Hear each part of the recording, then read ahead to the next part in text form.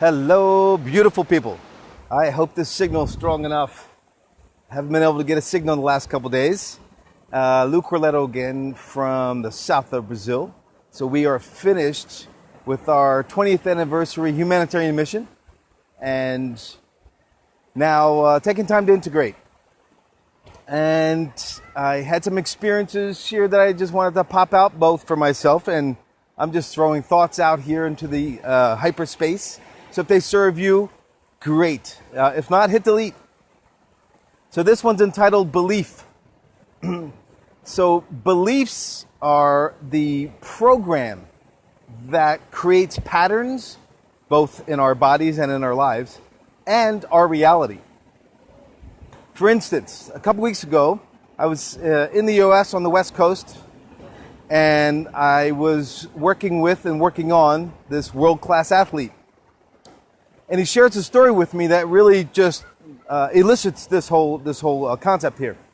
When he was a young kid, in elementary, maybe middle school, he was having challenges with physical activities and physical sports. So the team doctor, the school doctor, the coaches, they all encouraged him and his family not to participate in athletic sports.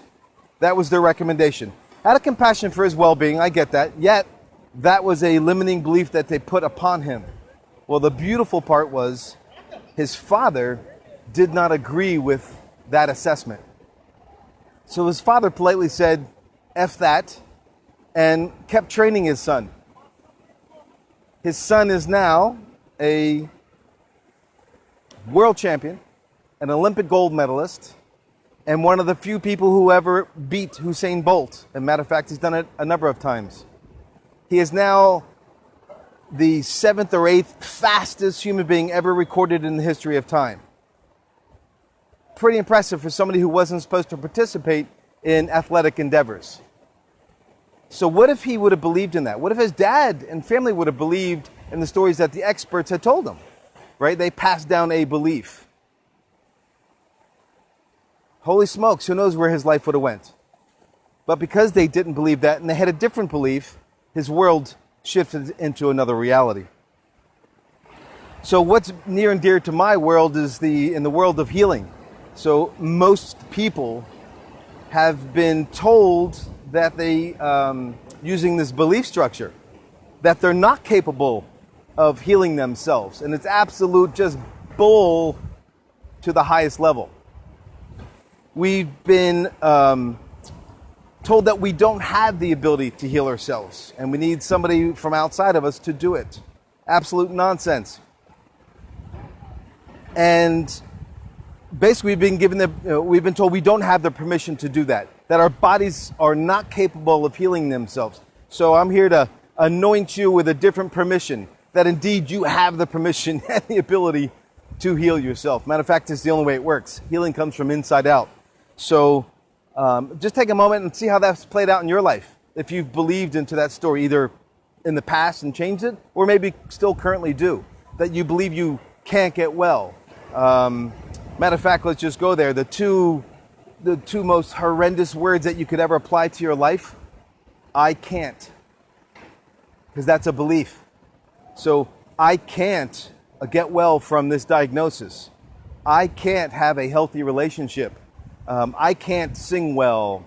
I can't have financial abundance. Those are all belief structures that someone imparted into you, that you now run your own self, or you created it all by yourself, whichever way works for you. Usually somebody stuck them in there. Right? When you grow up, you're not a good singer, you're not a good dancer, you're too fat, you're too thin, you're too pretty, you're too ugly. Whatever those stories were that were fed to you, then you and I tend to auto-domesticate ourselves and run those patterns too. And you can break them at any time you want. Because in its most simplest form, a belief is just something that you agree to. Period. Whatever that may be. And so we know through studies in psychology that if you take a child and put them in a closet and don't love them and don't nurture them and tell them they're useless, pretty much that's what they're going to turn out to be. Versus if you take a beautiful child and show them that the world is their oyster, that they can do anything, that they're amazing, then most likely they're going to express into that full potentiality, right? If you take a child and tell them that a little white bunny is a ferocious killing machine, they'll be scared every time they see it. I'm standing here in this beautiful beach in south of Brazil, and I see most families allow their kids just to roam freely and play in the water. But I see some parents that have their own fears about water and they project it onto their kids. Like, you can only go up until your feet get wet, but you can't go past that first set of waves. There's a difference between caution and fear. So, do you have fear of being in the water? Was it from the movie Jaws? Come on. These waters, it's 3/4 of the planet. Get in them, enjoy them.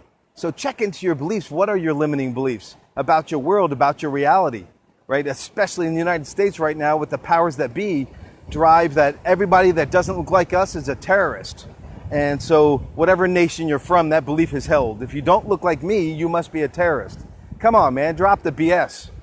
We're all human beings. We all have the same beating heart, same 5 fingers. We laugh, we cry, we breathe the same way. We live under the same sun, the same moon. Let's get that shit out of the way and look for the common denominator. Let's change those beliefs. Maybe, maybe not. In a few minutes, I'm going to unplug here because I am blessed to be on a live conference call with the Guinness World Record holder for breath holding. He's a world champion in free diving. And I'm going to be going to Denmark next month to coach with him in breath work. So super stoked, super blessed by that. So a year or two ago, I took my first introductory course into free diving.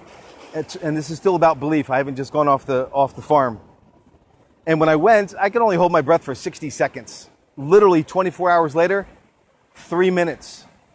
Now my new goal is 4 minutes. Well, that's huge for me and huge for a lot of other people. And that's kids play for these guys. This man has held his breath for 22 minutes underwater. 22, you heard me. 2. So there's a belief, right? Even to this day in high-level academia, they'll teach doctors and students that if you go 46 minutes without oxygen, you're brain dead. Well, I know some people think I'm brain dead, but when I get to 4 minutes and start breathing again, this guy's 22 minutes. Beliefs. Check into them. Which ones are serving you? Which ones are working against you? There's a great book that I read decades ago that's just popped in my head. And it's called Shaving the Inside of Your Skull. And it's an excellent book. And I believe the author's name was Mel Ash. And the concept of the book is, so nuns and monks of orders, spiritual disciplines, they release all of their belongings. And one of the things they do is also shave their head as a way to show non-attachment to the material world. And he took it a step farther and said, well, that's great. But what if that's the outside of the head? What if we shave the inside of the head where the most dominant thing there is our beliefs? So great book, Shaving the Inside of Your Head, Shaving the Inside of Your Skull, one of those two, Mel Ash. And it really taps into belief systems. So anyways, that was just a little feeling and thought that I wanted to throw out to you beautiful people. Take it, digest it, give me some thoughts below, and I've got to hang up and get on this conference call. Abundant blessings. Oh, by the way, if you really want to scale up your life, join us.